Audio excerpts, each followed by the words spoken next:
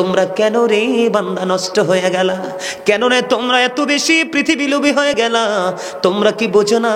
আল্লাহ বলেছেন, যিনি জীবন সৃষ্টি করেছেন, মৃত্যু সৃষ্টি করেছেন, হুজুর কেন গো? এর মধ্যে তোমাকে আমাকে পরীক্ষা করার জন্য। আল্লাহ রাব্বুল আলামিন এটা তোমার আমার জন্য পরীক্ষার হল, কেন বোঝো না? আল্লাহ রাব্বুল আলামিন বলে, বান্দারে তোমরা কেন রে এত নষ্ট হয়ে গেলা, কেন এত পথভ্রষ্ট হয়ে গেলা? পৃথিবী তোমাদেরকে মাতাল করে দিয়েছে। কোরআন শরীফের 30 পারা সূরা ইনফিতরের মধ্যে আল্লাহ রাব্বুল আলামিন বলে দিয়েছেন, ফি আইয়ি সূরাতিম মা শাআ রাক্কাবাক। আল্লাহ রাব্বুল আলামিন বলতেছে, বন্ধু আল্লাহ রাব্বুল আলামিন আমাদেরকে আল্লাহর মন মতো করে বানাইছে। সুবহানাল্লাহ। বুকে হাত দিয়ে একটা বার বলেন, আমরা কি মন মতো পথে চলছি? না না, আমরা মন মতো পথে চলছি না বন্ধু। শুধু তাই নয়, মানুষ কেন নষ্ট হয়ে গেল রে? কেন রে এত পৃথিবী তোমার টাকার প্রয়োজন? কেন রে এত বড় বড় আলিশান বাড়ির প্রয়োজন? জমি একটা আছে, কেন আরেকটার প্রয়োজন? এগুলো নিয়ে তুমি কম্পিটিশন করো, কিন্তু কবরে তোমার জায়গাটা কেমন করে বড় হবে কে টেনশন তুমি করো না। অন্ধকার কবর কেমন করে আলোকিত হবে সেটা নিয়ে তুমি ভাবো না। কেমন করে তুমি পরকালের বাজার করবা সেই ব্যাগটা পর্যন্ত কেন নাই? কেন রে এত পাগল হয়ে গেল বন্ধু? একটা মাত্র কারণ, তোমাকে পৃথিবীর কম্পিটিশন মাতাল করে দিয়েছে। কোরআন শরীফের 30 পারায় আর একটা সূরার নাম হলো সূরা 3। আল্লাহ রাব্বুল আলামিন বলেছেন, লাকাদ খালাকনাল ইনসানা ফি আহসানি তাকওয়িম। আল্লাহ রাব্বুল আলামিন বলে দিয়েছে, মানুষ তোমাদেরকে আল্লাহ আসমান জমিন চন্দ্র সূর্য যা কিছু আছে রে সব কিছুর চাইতে সুন্দর করে বানাইছে। আজকে তুমি সুন্দর নাই, আজকে তুমি একেবারে 100% কালো হয়ে গেছো। কেন রে? একটা মাত্র কারণ, তুমি ইসলাম থেকে দূরে সরে গেছো, উলামায়ে কেরাম থেকে তুমি দূরে সরে গেছো। মনে রাখতে হবে, ইন্না দীনা ইনদাল্লাহিল ইসলাম, আল্লাহর মনোনীত ধর্ম হলো ইসলাম ধর্ম। Islam is not only a religion but also complete code of life. তোমার পরিপূর্ণ পূর্ণাঙ্গ জীবন ব্যবস্থা রয়েছে ইসলামের মধ্যে, আর সেই ইসলামের নির্যাস হলো আপনার আমার প্রাণের নবী। আমার কথা কি আপনাদের বুঝে আসে? Of all the great religious personalities of all prophet, Muhammad Rasulullah sallallahu alaihi wasallam was the most successful. পৃথিবীর বুকে যতগুলো নবী রাসূল এসেছে এর মধ্যে সবচেয়ে বেশি সফল আপনার আমার প্রাণের নবী। সুবহানাল্লাহ। আর জোরে বলেন না সুবহানাল্লাহ। সুবহানাল্লাহ। আর জোরে বলেন সুবহানাল্লাহ। সুবহানাল্লাহ। সম্মানিত উপস্থিতি, আমেরিকার গবেষক মাইকেল এইচ হার্ট। আচ্ছা দাঁড়াও না, আমি তো পাইছি খবর, এখনই কন্ট্রোল করতেছি। আমেরিকার গবেষক, আমার দিকে তাকান, আমি কি বলছি শুধু মন দিয়ে শুনবেন। আমেরিকার গবেষক তিনি 100 জন প্রভাবশালীর তালিকা করেছেন। তিনি বলেছেন, the 100 A ranking of the most influential person in the history. 100 জন প্রভাবশালীর তালিকা তিনি করেছেন। ইনফ্লুয়েন্সিয়াল দ্বারা সর্বশ্রেষ্ঠ প্রভাবশালী হিসাবে আপনার আমার প্রাণের নবীকে আখ্যায়িত করেছেন। আওয়াজ তুলে বলেন না সুবহানাল্লাহ। আজকে সেই নবীর উম্মত হয়ে আমরা নগণ্য, জঘন্য, নিকৃষ্ট, পথভ্রষ্ট। কথা বলেন না কেন? ঠিক। আজকের এই জান্নাতের বাগান দেখে আপনাদের এই এলাকার মানুষের কম্পিটিশন করা দরকার ছিল এবং লটারি করার দরকার ছিল যে কার আগে কে গিয়ে জান্নাতের বাগানে বসবো। ঠিক। এই আমি যেটা বলতেছি, ঘুরে গেছিলাম আপনাদের সামনে। এক কথায় যাদেরকে বেঈমান বলা হয়, সাদা কুকুর বলেন, কালা কুকুর বলেন, সব বেঈমান। পশ্চিমারি সাদা সাদা কুকুর না, তাদের ইন্দোরে আজকে আপনারা হাসেন, আজকে ফিলিস্তিনকে ধ্বংস করে দিচ্ছে। কথা বলেন না কেন? এই সাদা সাদা কুকুরগুলোর কিন্তু ফিউচার নাই। আল্লাহ বলেছেন, ওয়াইদাত লিল কাফিরিন, you have to go to hell, তাদের চলে যেতে হবে জাহান্নামে। আল্লাহ রাব্বুল আলামিন কাফিরদের জন্য জাহান্নাম বরাদ্দ করে রেখেছেন। আল্লাহ কোরআনে বলেছে, আমার দিকে তাকান, আল্লাহ কোরআনে বলেছে, ইন্নাল কাফিরিনা কানু লাকুম আদুওয়াম মুবিনা। আল্লাহ বলেছেন, the heretics are the eternal enemy of the believers. ঈমানদারদের প্রকাশ্য শত্রু হলো বেঈমানেরা। আজকে মুসলমানের সারা অঙ্গ, সারা ঘর, পুরো জোরে মুসলমানের বিধর্মীদের সংস্কৃতি বিরাজ করছে। আল্লাহ কয় শত্রু, তারা বেঈমান, তারা তোমাদের শত্রু, আর তোমরা তাদেরকে বন্ধু করে নিয়েছো। চুল কাটার স্টাইল ইহুদিদের স্টাইল, দাঁত ব্রাশ করার স্টাইল ইহুদিদের স্টাইল, ঘুম থেকে জাগ্রত হওয়ার সিস্টেম ইহুদিদের সিস্টেম, রাতের বেলা বিছানায় গিয়ে ঘুমানোর সিস্টেম ইহুদিদের সিস্টেম। তোমরা যে খাবারটা খাও, দাঁড়িয়ে দাঁড়িয়ে খাবারটা খাও, এগুলো তো ইহুদি নাসারাদের কাজ। রাস্তা পথে হাঁটলে দেখবেন এখনকার যুবক ছেলেরা সালাম দেয় না। সব দিকে অনলাইন দেখে থেকে ইহুদিদের সংস্কৃতি নিজেদের মধ্যে আপন করে নিয়ে এসেছে। মনে রাখবা, তোমরা যাওয়ার সময় ইমানটা, আমল তো দূরের কথা, তোমরা তোমাদের ইমানটা পর্যন্ত নিয়ে যেতে পারবা না। আওয়াজ তুলে বলেন নাউজুবিল্লাহ, আরো জোরে বলেন নাউজুবিল্লাহ। বন্ধুরে আমার, জাহান্নামের ভয়াবহতা নিয়ে যদি আমি একটুখানি বলি বন্ধু, তার আগে ছোট্ট একটা হাদিস শরীফ বলবো। আপনারা আমার প্রাণের নবীর নোরানি জবান মোবারক থেকে, আমি ভুলে গেছি, আমি আমার মা বোনদের কি বলবো, আপনাদের প্যান্ডেলের চারপাশে অনেক মা বোনের এসে দাঁড়িয়ে আছে, আপনারা একটু চেপে চেপে কাছাকাছি হয়ে বসুন।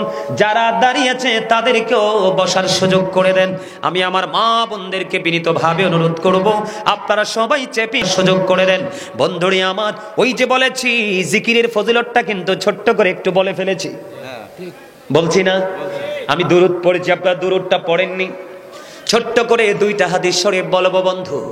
জুমার দিনে কেউ যদি প্রাণের নবীকে ভালোবেসে মাত্র 80 বার দুরূদ পড়তে পারে, তার 80 বছরের সগীরা গুনাহ আমার আল্লাহ মাফ করে দেয়। সুবহানাল্লাহ বলেন না? বন্ধুরে আমার, হাদিস কানে এসেছে দাইলামি শরীফের মধ্যে। হাদিসের রাবী হলেন হযরত আনাস রাদিয়াল্লাহু তাআলা আনহু।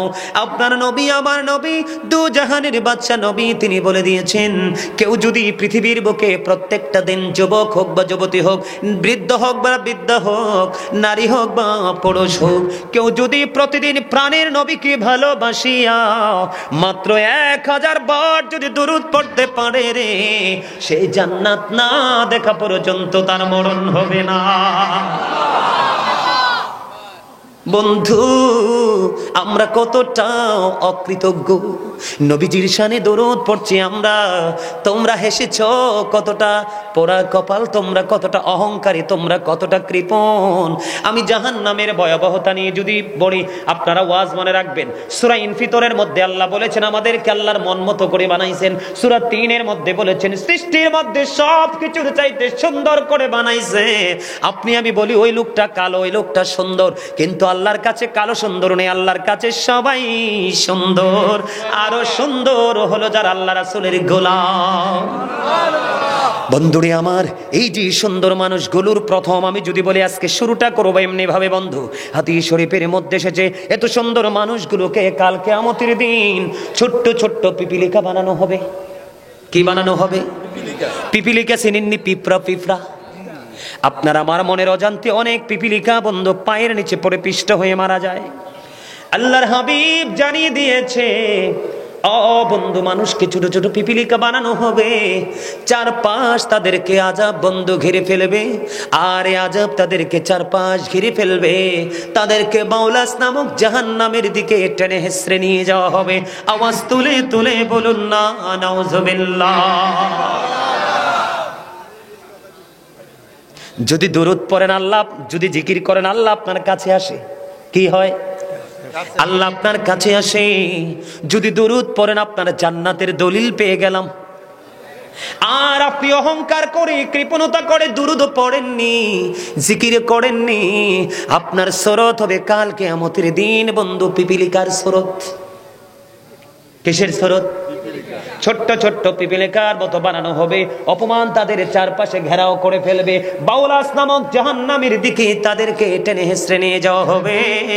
কারণ অহংকার করো না, অহংকার একমাত্র মালিকেরই সাজে, যার কোনো ক্ষয় নেই, বিনাশ নেই, যার কোনো মরণ নেই, তিনি স্থান থেকে পর্যন্ত পবিত্র।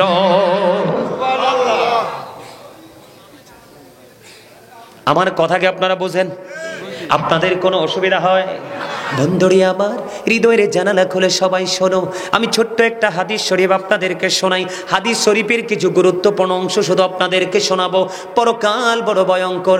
আল্লাহর হাবিব বলে দিয়েছেন, আল কবরু রাউজাতুম মির রিয়াদিল জান্নাতি আও হুফরাতুম মিন হুফারিন নার। আল্লাহ রাসূল বলে দিয়েছেন, কবরটা জান্নাতের একটা বাগান হবে, জাহান্নামের একটা গর্ত হবে। তার মানে যারা ভালো কর্ম করবে তাদের জন্য কবরটা জান্নাত, আর যারা মন্দ কাজ করবে তাদের জন্য কবর হবে জাহান্নাম। জোরে জোরে বলেন না নাউজুবিল্লাহ।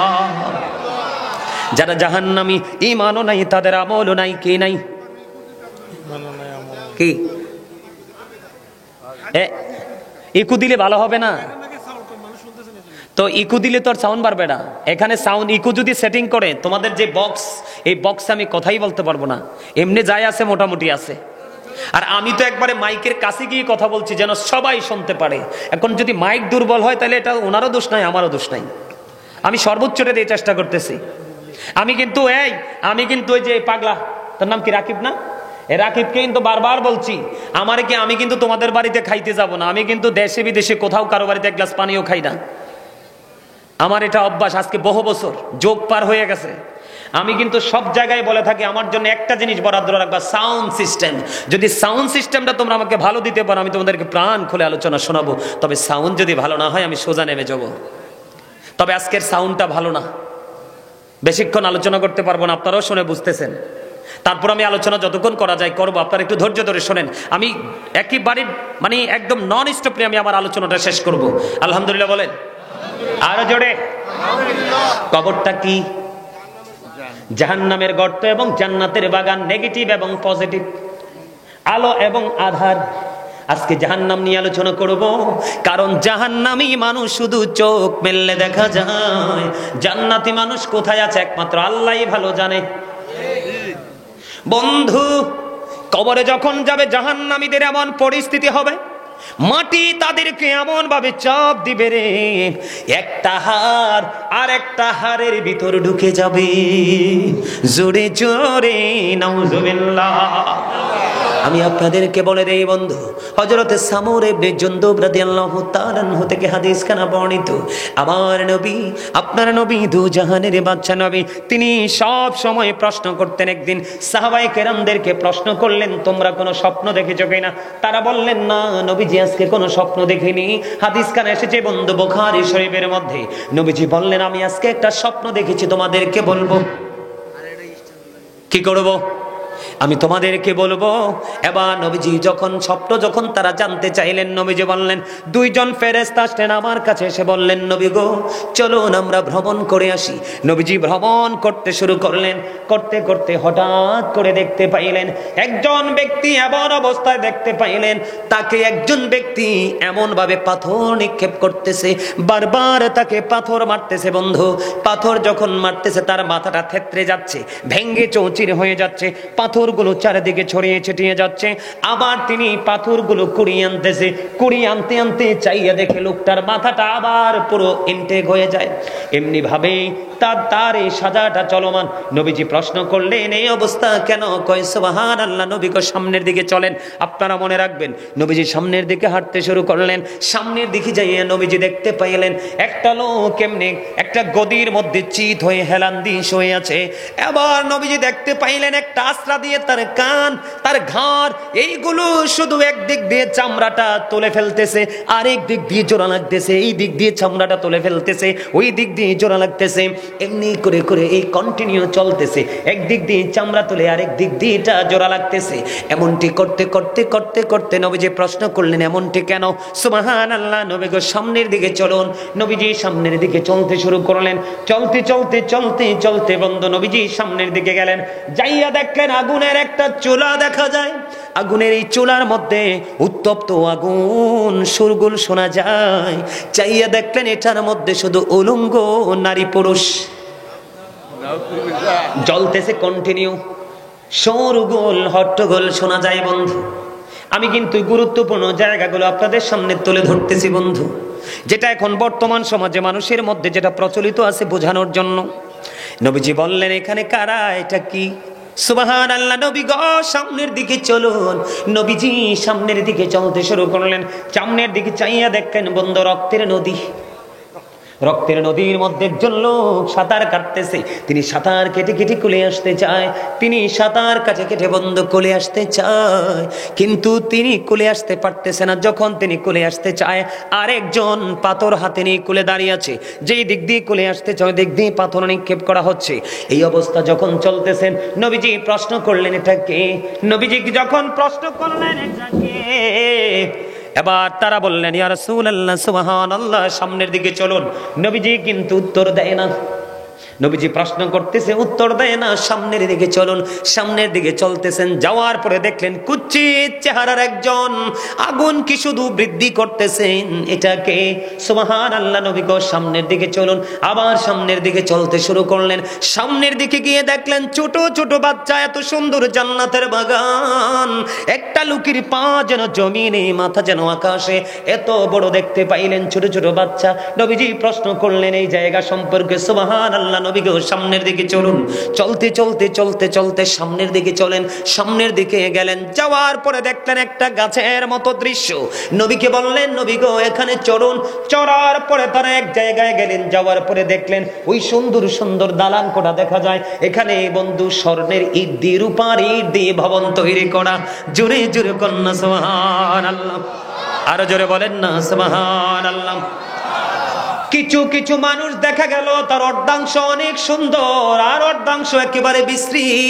প্রশ্ন করা হলো, নবীজিকে উত্তর দেওয়া হলো না। এবার এই জান্নাতের জান্নাত, এই জান্নাত যেই জায়গাটা দেখতে পেয়েছেন এটা হলো জান্নাত। এখানে নবীজি থাকতে চাইলেন, বললেন না নবীজি এখনো আপনার থাকার সময় হয়নি, সময় হলে থাকবেন। এবার নবীজি বিদায় হবে, তাদের কাছ থেকে সাক্ষাৎ শেষ হয়ে যাবে, তারা এখান থেকে বিদায় হবে।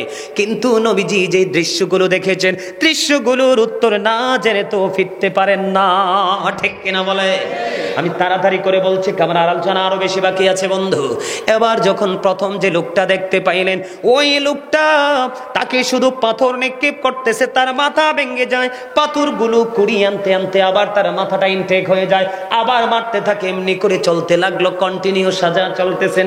কে রে এই লোকটা, তার অপরাধ কি? এবার ওই ফেরেশতারা বললেন, ইয়া রাসূলুল্লাহ, ইয়া হাবিবাল্লাহ, নবী গো এই লোকটা এমন অপরাধ করেছে, সে কোরআন তেলাওয়াত শিখেছিল, কোরআনটা পুরোপুরি ভুলে গেছে। জোরে জোরে কন্যা নাউজুবিল্লাহ। আমাদের মধ্যে এমন যুবক অনেক আছে না? কথা বলেন না কেন? এখনকার যুবক মনে হয় 1000 গজলেও মনে হয় 2টার কোরআনের সাথে সম্পর্ক আছে বলে মনে হবে না, একমাত্র মাদ্রাসায় পড়ুয়া স্টুডেন্ট ছাড়া। কোরআন শিখেছিল, কোরআন তেলাওয়াত ভুলে গেছে। তার আরেকটা অপরাধ, রাত্র যখন হতো সে রাতের নামাজ না পড়ে ঘুমিয়ে যেত। এখানে যে যুবকগুলো আছে, আপনারা যদি জিজ্ঞেস করেন যুবকরে তুমি কি রাতে এশার নামাজ পড়ে ঘুমাও, আমার মনে হয় না যুবকগুলো হাত তুলতে পারবে। তার সাজা হলো রাতে নামাজ পড়তো না, কোরআন তেলাওয়াত শিকার পরে ভুলে গেছে, এই জন্য তার আযাব চলতেছে কন্টিনিউ, পাথর নিক্ষেপ। নাউজুবিল্লাহ বলেন না। এই জায়গা থেকে বের হয়ে গেলাম। 2 নম্বর লোকটা গদির মধ্যে চিত হয়ে আছে, তার চামড়া তুলে ফেলা হচ্ছে, আবার জোড়া লেগে যাচ্ছে। কেন রে? তার অপরাধ কি? অপরাধ হলো বন্ধু, সে সকাল যখন হতো ঘুম থেকে জাগার পরে এমন ভাবে মিথ্যা সংবাদ প্রচার করত। এখন যদি বর্তমানে যদি আমরা বলি সংবাদ পাঠক আছে, পাঠিকা আছে, কথা বলেন না কেন? পত্রিকায় রিপোর্ট অনেকে মিথ্যা করে। ইউটিউবের দিকে তাকান, অনলাইন মিডিয়াগুলো ম্যাক্সিমাম জায়গায় বন্ধ মিথ্যার ছড়াছড়ি, কথা বলেন না কেন? এমন ভাবে মিথ্যা প্রচার করত, দেশ নয় গোটা পৃথিবী প্রকাশিত হয়ে যেত। ওই লোকটা এমন মিথ্যাবাদী ছিল, মিথ্যা সব অপরাধের মা, জবান দিয়ে, কলম দিয়ে, লিখুনি দিয়ে, সব দিয়ে সে মিথ্যা এমন ভাবে প্রচার করত যেটা বহির্বিশ্বে ছড়িয়ে যেত, মানুষের মধ্যে বিভ্রান্তি ছড়িয়ে যেত। এই জন্য তার সাজা।